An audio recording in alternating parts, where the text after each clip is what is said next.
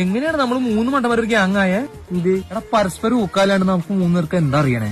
അങ്ങനെ പറയരുതാ. എങ്ങനെ പറയണ്ടേ? എങ്ങനെയെങ്കിലും കള്ള നോട്ട് അടിച്ച് രക്ഷപ്പെടാ. അവന് 250 നോട്ട് അടിച്ച് വെച്ചേക്കണ്. ഇതിപ്പോ എല്ലാരും 500 നോട്ടിനായിട്ട് ചേഞ്ച് അടിച്ചെടുക്കല്ലേ? ഇപ്പൊ എളുപ്പമായില്ലേ? നിന്റെ തന്താണ് 250 നോട്ട് കണ്ടുപിടിച്ചേ? അങ്ങനെ ചോദിച്ചായിരുന്നു അങ്ങോട്ട്. നീ കൂടുതൽ മിണ്ടരുത്. 10,000 നോട്ട് അടിച്ച് വെച്ചാണ് അവൻ.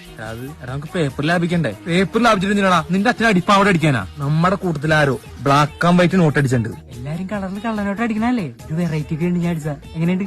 എങ്ങനെയാടാ? ചെറുതെ നമുക്ക് രക്ഷപ്പെടാൻ പുതിയൊരു ഐഡിയ ഇട്ടുണ്ട്. പണഞ്ഞ നോക്കട്ടെ. എടാ അത് എത്ര കിട്ടല്ലടാ. ഓടാ എന്റെ കൺപെട്ടെന്ന് ഓടാ. ഇല്ലെങ്കിൽ ഞാൻ കമ്മട്ടത്തിലടിക്കും ഞാൻ നിന്നെ. പുതിയൊരു ഐഡിയ ഇട്ടുണ്ട്. നമുക്ക് കള്ളനോട്ടിൽ ഗാന്ധിജി പകരം തളപതി വിജയനാക്കിയാലോ? അതാകുമ്പോ തമിഴ്നാട്ടിൽ വിൽക്കാലോ. നീ പൊട്ടനാ. നമ്മുടെ നോട്ട് പെട്ടെന്ന് ചെലവാൻ വേണ്ടി നമുക്കൊരു പ്രൊമോഷൻ കൊടുത്താലോ? കൊറേ കോണ്ടന്റ് ക്രിയേറ്റേഴ്സ് ഉണ്ടല്ലോ. കോണ്ടന്റ് അത് തന്നെ. അവരുടെ അടുത്ത് പറയാം 2 ദിവസം കൊണ്ട് സാധനം വീട്ടിലെത്തുന്നു. ഓൾ ഇന്ത്യ ഫ്രീ ഡെലിവറി ആണ്. അങ്ങനെ നമുക്ക് ആ പോലീസെടുത്തോണ്ട് ചെയ്യിപ്പിക്കാടാ. അവനല്ലേ ഈ മാട്ടക്കണ്ടന്റെയാണ്. കുട്ടാ ഇങ്ങനെ ആൾക്കാരെടുത്ത് പറയണേ. പോലീസെടുത്തൊരു പാവല്ലടാ.